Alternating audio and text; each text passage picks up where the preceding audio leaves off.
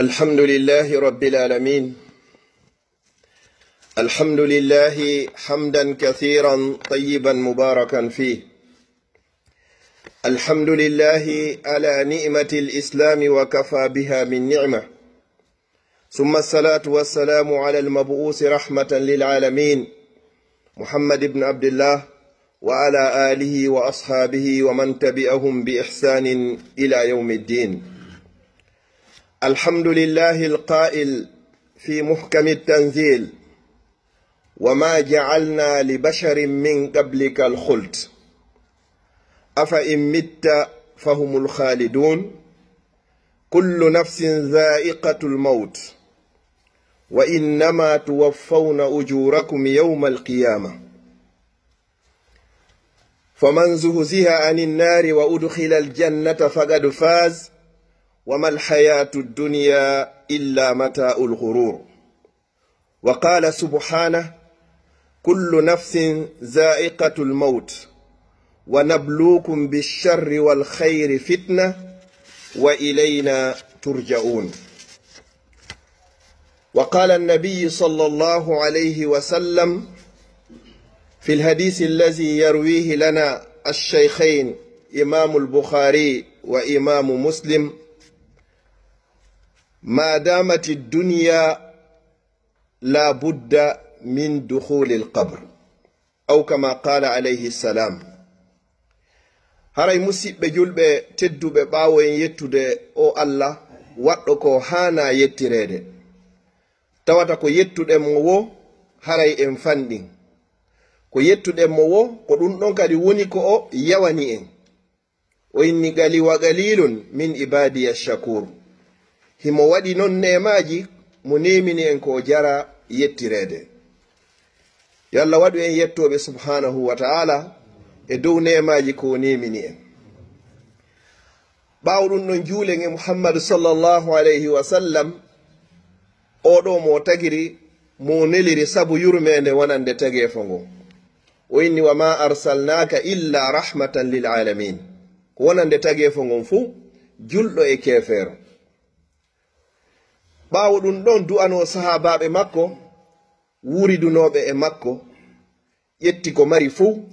wonkiji muɗum, yarli ɓeygureji muɗum,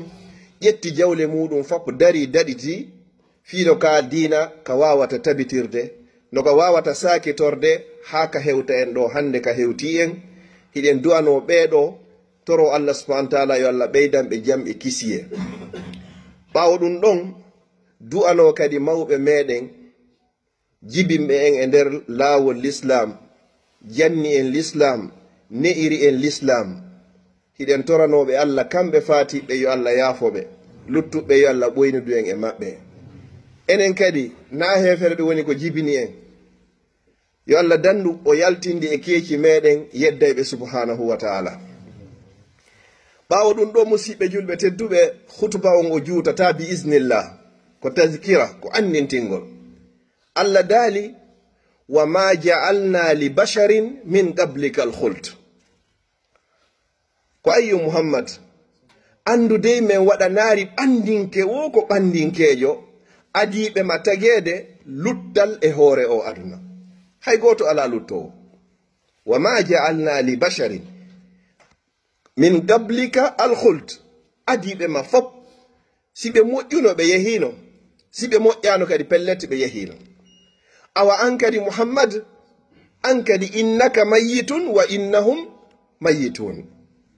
awa an muhammad dey an kadi andu pellet ko a maayowo. luttuɓɓen fopp kadi ko ɓe maayayɓe wano maayirɗano, wano adiɓe maɓen kadi woni ko maayiri. innaka mayyitun wa innahum mayyitun. ko aya hulɓiniɗo hanuɗo ɓeydangol bani adama ko wiyete kon imanu billah. jaka andi wondema pellet nyande go weetay hara an on a weetari few. hande ni ka weeti ɗo ɓe mawɓe meɗe wona ɓe juulede hande ni belgo ɗo alaji umar yalla yaafoɓe, kamɓe ɓe weetari few. juma yontere hande wano wani hari ko ene wonde hoore waduna, kono hande ni kamɓe ɓe eggi ɓe wi adna ɓe hewtoyi lakara. ɓe hakkunde ko yete ton hayatul barzakhiya. innaka mayyitun wa innahum mayyitun. Kamɓe ko ñawano e maɓɓe kon timmi tis feƴƴata. On andi laylatul qadre, ñande jemma laylatul qadre, ndin ñande Allah jonnayi malaikajo on liste kala mayeyɓe ɓen foppo e nder hitande. Kaarijo e kaarijo e kaarijo e kaarijo, ɓeɗo fof l'année prochaine suuma yaro o tawtataɓe. Oɗo ko ñalande kaari, o date ɗo e o leer ɗo e o endroit ɗo, oɗo mayata. Malakul mawti on jogo ɗum non hare mo jogini ɗo ko par ordre d'arrivée. ɗo hewa sa yehi ka commune ɗo joni a ƴetti ticket ɓe ɗibbay to tun ticket ma on siko an hewta ko non kadi ɗibbirte o ɗibbirta ɗon ha ñande goo tawata ko an tigi woni ko ɗibbana. Si on tigi noon yehi ɗon wallahi o artata. Sen calculi enen ɓe toliɓe ka nder jamiu ɗo hande e meɗen ɗo timminɗo nene e baba hara fof hino woodi hara ko ɓen ɓuuri e fanɗude. Suwa nene yehino hara baba no lutti, ma baba yehino hara nene no lutti, ma hara nene e baba fof yehino. No woodi woɓɓe e meɗen ɗo hara anda nene mum anda baba mum ko janɗaɗa tawa fuu mayino. Ɓeɗo ko happanano kon yeru ko Allah winduno kon ɗum ɗon timmi tis. Innaka mayyitun wa innahum mayyitun. Si tawi noon pelleti en gomɗini ɗum ɗo ɓayle hiɗen gomɗini ñande goo weetay pelleti tawata hara an on a weetari. Et puis kadi la vie continue hatta fi an a maayi ɗum darorta fi mum. Se yehi surroygol e ver ɗo wallahi summa wallahi ka nder berɗe ton hay téléphone jino jaabede hara wonɓe wadde waɗa business ka tumbere berɗe hara woɓɓe no occupé fi surrugol ngol woɓɓe no jaabade business ji muɗum ɗin ka téléphone winda e message ji jaaboto habbolan no mbuɗɗinɗa habbolan noon seeɗa meɗen ka berɗe. La vie continue tampi fi mari ɗon Allah walla ma an kadi ka wonɗa yewde to harɗa adnanno hoore ma ko moƴƴi. Musidɓe julɓe tedduɓe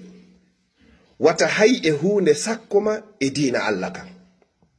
Wona yumma wona baba, wona ɓeygu wona ɓiɗɗo, wona musidal wona musidal, wona bolonda wona siɓɓe wona ɓadiɓe wona woɗɗuɓe. Wallahi summa wallahi ha hande ila fuɗɗa mayede ila fuɗɗa tagede ha ka wonnen ɗo hande goɗɗo e goɗɗo ɓe weldari ha o yaadi mayde o yayina min e o meɗe welduno waccatala ko ɓe men yaada ka gabru waɗari waɗata kadi ila yawmil qiyama. Giggol ko wonata ko ha hewta hakkunde nelaɗo sallallahu alayhi wa sallam e sahabaɓe makko ɓen. Wodu no wiwnoɓe ñande nelaɗo sallallahu alayhi wa sallam faati wosi tawi ko gonga wondema pellet nelaɗo maayi o inni Allah jaɓu gite anne haram yitata hay e goto ɓawo Muhammad. Ɗum wonno giggol ngol kono wallahi o innano ƴettela ukkiɗo lange min Muhammad ka gabro waɗano. Nene Aisha radiyallahu anha nelaɗo kaka hoore koyɗe maɓɓe nelaɗo faati kono ɓayɓe memminiɓe tawi pellet ɗo o wonki ki yalti few ɗo on Muhammad sallallahu alaihi wasallam woni fure wallahi ko koyɗe maɓɓe ɗen ɓe sorti ɓe fesi ɓe yalti ɓeyni Muhammadu maayi jasa ka nder suudu maɓɓe danki kin pottina jasa ɗon ɗaburu on ko ɗon woni nelaɗo sallallahu alaihi wasallam wattina ɗon kono nene Aisha ɓe makano acce mi walo takku giɗo an o min fof mi wona nder ton ala ko mi waɗata hande kadi hoore o gurna. Kala ko dogeten e hoore o aduna dogiden diina kan hara hika yeeso. Kala ko doguɗen ɗo en dogidari e muɗum wallahi hande haray woni perde. Ɓe mawɓe men faatiɓe ɗo ala jumar yo Allah yaafoɓe ila ɓe faati ɗo ɓe ƴettama ɓe waɓama ka mayɗo waɗete ton na ɓeygu wona ɓiɓɓe wona musidal wona bolonda wona yiɓɓe wona weldiɓɓe foppu yaa ko ya ar daraɓe ha gayna wulla huccita hoota waloyoɗa e dankum ma ɗatukum hande kadi. Si weeti bimmine ñande o hettiɗo o yaha o leer ɗo hiwrodire yahay ɓe golle yaha golle a mi hettanoki ka fana hari miɗo ka golle a minga ka fana mi hettoto oɗo ka alansara hettoyto kono wallahi en accitirari golleji meɗen ni fi goɗɗo o maayi pellet mo be men jokki activité muɗum hande ni ɗo nani fo wata hettade yewgol wattinoygol ɓe woɓɓe ari juuliri ɗo woɓɓe juuliroy ton hatta woɓɓe nino ka golle gurnan ɗan ɗan continuer an neɗɗo on si a ardina nano hoore ma ko tawoyta ton wallahi haray ko an perdi. Si tawi noon ɓeɓe kontuɗen ɗo nenema ma baba ma ɓiɗɗo ma ɓeygu ma musidal ma bolonda ɓe sakkike ma ɓe empêchima a dogi fiɓe a ronki dogugol fi Allah ko ɗum wiyete khusranu dunia wal akhira perdugol adna perda lakara goɗɗo simo yiɗuma net ko yo wallitoma o puusama fii ko tawoyta kon janngo haray wono yiɗuma kono si wona ɗum ɓeɓe kontuɗen ɗo nene e baaba e ɓiɗɗo e ɓeygo e musdal e bolonda sa nangodiro yama yawmal qiyama a yii lette ɗen andiɗo wondema pellet ko lette ɗen ni nden ñande aynayi yo Allah ƴettu ɓeɗo fappu sunna fi an tuyyada ɗum ko ɗum Allah inni yubassarunahum yawaddu lmujrimu law yaftadi min azabi yawmi idin bi bani ɓikkoye ma koye taw inna Allah ƴettukoye ɓikkoye an fappu sunna kono min yomi daɗuɗe lette ɗe mi hayni ɗo wa sahibatihi wa akhihi watta ɗon ɓeygu am ma watta ɗon moodi am ma watta ɗon siɓɓe am ɓen e gorol angol fappu sunnu Allah inna o waye ko ɗum o sakkitorta wa man fil ardi jamia awa ƴettu kala ko tagunoɗa ko woni e hoore leydi ndi gon fappu sunna kono Allah accu min miɗo faala daɗugol Allah ko honno jaaboto bo kalla ɗum wona gonga marsata ɗo ka jaɓano marsi ka aduna to a tewtino ɓeɗo ronkuɗa rewde Allah tewtuɗa ɓeɗo ronkuɗa janga juula waɗa moƴƴereji hajja waɗa umra jokka enɗan itta sadaka ka salinoɗa ka aduna toon kalla hande on marsata few innaha laza nge yite ɗo wiyete laza nazaatan lishawa ko nge fuɗɗo rammata taw ko ñorugol taw guri e hoore ngen taw tad'u man adbara wa tawalla hinge nodda on neɗɗo huccetiniɗo sali tanji maɗin fop hiɗa mari tan kala ko memminana a hettanto si wona diina Allah kan kala ko noddana kon siko fijugol ɗa mari tan siko moɓodira yeddude ɗa mari tan siko politique hiɗa mari tan siko jokkereji enna hiɗa mari tan kono kala ko yondiri fi Allah on a joganaki tan haray ɗo hiɗo gandi en fof koye hunde wotere nden haray ko ɓalli ɗi woni ko woɓɓoni mene ka ɓerden no ton ko tan o woni ko manki ko ɗum woni perdingol hoore muɗum Allah ko addiri en e hoore o aduna ɗo na fi piiji buyi ko fi hunde wotere pet o tagiri en o addi en ka aduna ɗo si tawi noon patron ma on addima ɗo a jokki goɗɗum go a acci ko patron ma on addere ma kon mi anda sa hetto e joddi yawmal qiyamata yeeso patron o Allah ko ini wa ma khalaqtul jinna wal insa illa liyabudun o tagirari en nde o addiri en ɗo sina fiye rewmo dewal ngal ko ɗum o addiri en ɗo mission o en ɗo fof sellannama ko no itte lagine addi ɗo ndar ko so heɓa vie meilleur aduna ko gurdam hum foti ko welko alhamdulillah Allah taw hara kum heɓike yo Allah dandu en noon tawde hara joni kun ɗon heɓike kono lakara on kum yeɓike sabuna ɗum noon ɓuuri e hulɓinade sen heeɓiɗo vie meilleur gurdam moƴƴan sécurité no woodi ndiyan no woodi kuran no woodi cellal no woodi losmanji moƴƴi no woodi ñameteji no woodi weliji ɗin fop hino woodi kono si tawi haraka ka aduna ɗo to ñande mayɗa wo ɗum lanni wallahi haray moƴƴare bani adama so hewto e yawmal qiyama lakara ɓurnoɗo neminade on ka aduna ga le plus grand patron ka aduna ɗo hara hay hunde ala ko mankirnomo hara mo be no yelino wawgol wanwa sifa on ɗo Allah inna e malaika ɓe ƴette o naɓon ukkon mo ka nder ndiyan ka nder yiite nde wotere ƴawno landuɗon mo ko honno o yiiri o waɗe culuy o ƴawne tun o inna min ha hande ila Allah taguɗala ha hande mi hawrodiraɗe e nema hara hay o waɗar to minute hun gotum ka nder yiite jahannama si tawi no goɗɗo wono yi ippirɗum kooƴe soƴƴare hirande bimbi e kikiɗe jemma e ñawrma ko lette e hille kadi o mayata la yamutu fiha wala yahya o mayoyta ton o wurata kadi gurdam moƴƴan ko ɗum woni ko hulɓini kon si tawi ko cokko nango ma ɗo joni ɓe tortirima ha feƴƴiti nokku goo no gasa maya hara gayni amma non lakara kullama nadijat juluduhum baddalnahum juludan gayraha liyazuqu l azab si yehi on tigi yehi ha sumi wonti kembure Allah inna men wattanamo kadi gurigo kesigo kadi fiyo meeɗu o dekka lette ɗen mayatake ton hande kadi si natawi ɓe yiite ɓe naati ha gayni natawi ɓe aljanna ɓe naati ha gayni Allah adday ko innete kon mayde hakkude yiite e aljanna o ina ya ahla nar kono yo yimɓe yiite wa ya ahla aljanna kono yo yimɓe aljanna ko khuludun bila maut mo be moɗon naati ton abadan goto yaltata hande kadi goto mayata kadi si tawi noon ka sengo nano on tigi woniri haray moƴƴari ɓe inna ko ɗum ɗo wiyeteno mayde hara foppo hino renti ko wiyeteno mayde ko warayno kon ɗum no kadi ware lanni hande kadi ala ko warayma hande kadi tekkendi ma jullere neɗɗo naatu yeyɗo yiite jahannama ka jooɗoto ɗon hino ɓuri e tekkude no ɓuri e woɗɗude hakkunde makka e madina. Hakkunde makka e madina ko 450 kilométre. Tekkendi guri neɗɗo naadoyteɗo yiite jahannama wal iyaz billah ko cogone 90 ma 40 malaika. Épaisseur on ni fiyo yiite nge waawu heɓoygol ko sunna. ɗum ɗo ko hombo ko neɗɗo welsindiniɗo e juulugol, welsindiɗo e horugol, welsindiɗo e ittugol zakka sino mari ko itta, welsindiɗo e waɗugol umra ma hajju sino mari feere. hara hi feerne no woodi kono ko welsindare. wallahi ala dewal ngal Allah ɓuri yiɗude ɓuri dewal suka. goɗɗo ka woni siyen no wano enen ɓeeɗo ni ka wonɗa suka ɗon wakkiloɗa ɗo yeeso Allah, Allah no yiɗi ɗum ɓuri goɗɗo so acci hatuma o nawoyi. erreur molnaɗo innugol fewnɗo ɗum na hakki no waɗi programme ji ko hara na ɗum ɗo wallahi pay kum kadi hino maaya. sen daari yimɓe jeeɗɗo ɓe Allah inni waɗoye ka leydowdi arshi makko ɓe yewmal qiyama ko sukaɓe tun o konti. sukaɓe tun ka wonɗa sugata ɗon waɗa ɗon dewal ngal, ñande nawyoyɗa o tawi a wawata, ma ñande nawnuɗa o tawa a wawata, ma ñande jogaɗa o tawa a wawata, ma ñande tawata feere ala o tawata a wawata. Allah ko yoɓay ma koko waɗaynoɗa kon fewndo wonɗa pay kon. Allah ko moƴƴo o inayi oɗo hande kadi ko honɗum haɗi o waɗa ko ɓayi o mara feere, ko ɓayi o nawni, ko ɓayi o nawyi, ko ɓayi o ronki. si tawi noon en waɗano fewndo ko wonɗen sugata sagata ɗon ka goɗɗo woni sagataɗo mo haari tew cellal hay gaño ma arayno faalama wona noon feere subhanahu wa ta'ala ko nuɓɓulma fa ko shabab. annabi ibrahima tuma nde o dartoduno e heferɓe fappo o soppi sanamuje ɗen ko fatan hari ko paykum. annabi Musa nde o bantino e banto woto peto e waali maayi kadi go suka.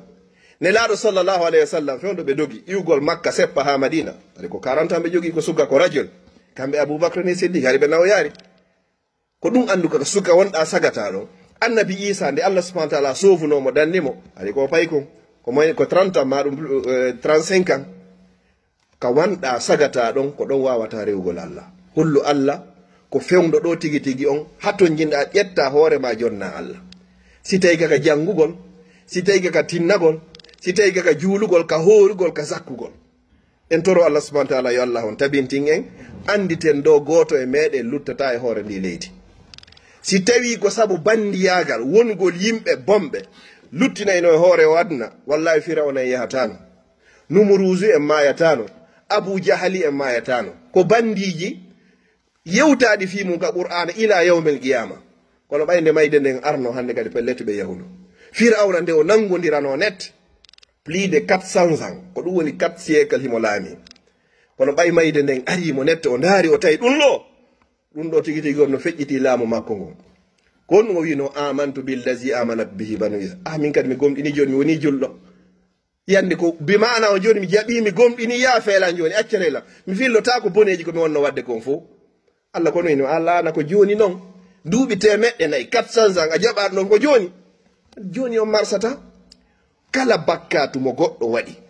no o wa'iri wo no o wa'iri, ko ɗuuɗi wo ko ɗuuɗi, ko mawni wo ko mawni, o suuɗi o feeñi o janɗi o fanɗi, o annduɗa fi makko o anda fi makko. sa tuubi a laɓɓina ni Allah ko adi wonkikin hewde daga dande ɗo Allah jaɓante. Allah ko moƴƴo oñana o wa'awa bani adam ko bonnuɗa wo ko Allah petti wawɗa bonnugol mo ɗo duuɓi temedere e nder minute goto regreta inna Allah tigi tigi on jaka mi waɗi ko hulɓini ko mi hanano wadde. Allah mi torike ma accanan. Allah inna mi accanima,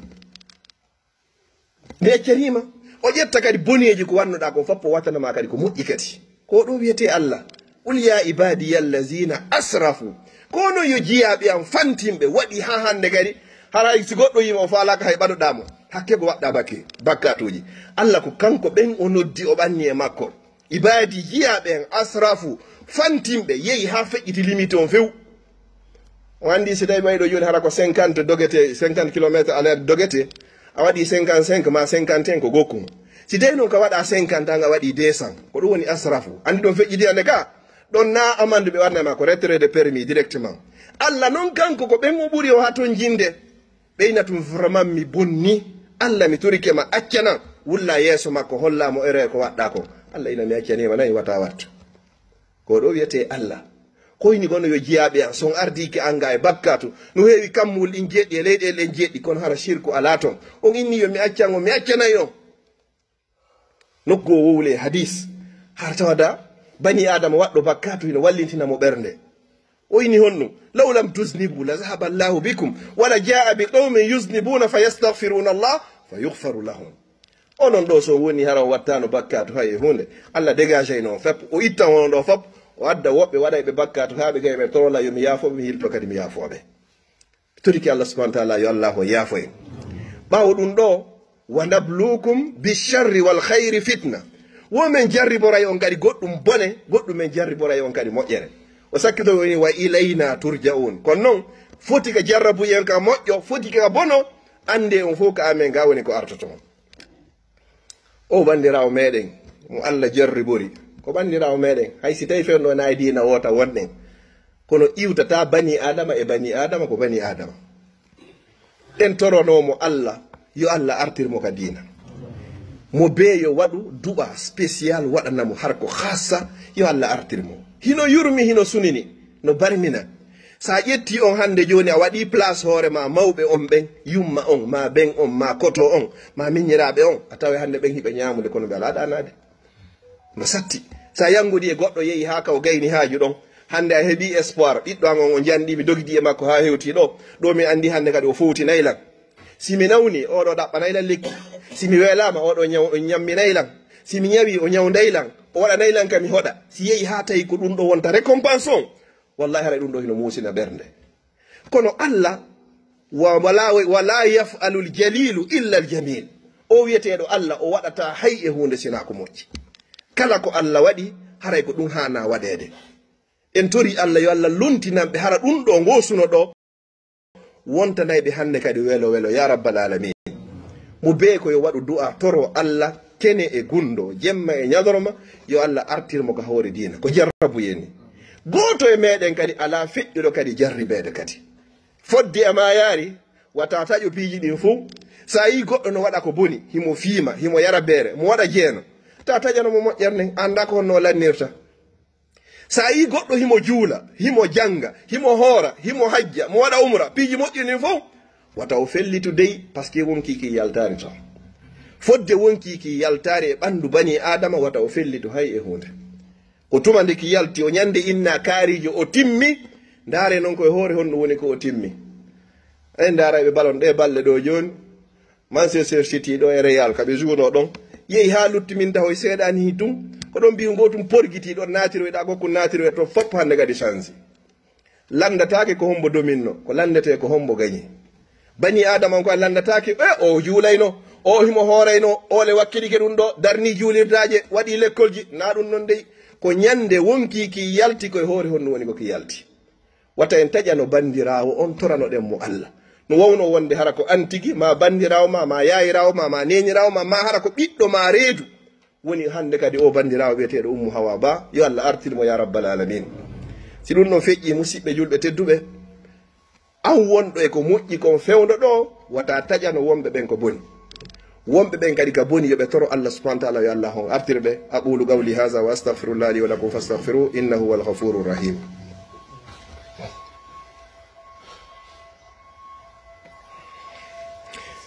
alhamdulillahi rabbil alamin ثم الصلاة والسلام على من لا نبي بعده أما بعد هاي أود أن أذكر نفسي وإياكم نحن في شهر صوال فعلينا أن نصوم 6 أيام من شهر صوال مصداقا لقوله عليه الصلاة والسلام من صام رمضان فأتبعه 6 من شوال كصيام الدهر كله أو كما قال عليه السلام هاي كخطبة من ديمو ميدو أنيتنا هوري أن أنيتنا جلب فو balɗe jeego e nder juldandu woɓɓe gayninogo e alhamdu wa shukru lillah yo allah on jaɓanɓe woɓɓe no fuɗɗi timminaare taw yo allah newnanɓe ɓe timmina no gasa woɓɓe gal yeggitino haray dow mo hoori lewru suumaye hikka en hoori balɗe 50 wosa watti kadi balɗe jeego kadi e juldandu baraji ma no foto a hoorɗo hitande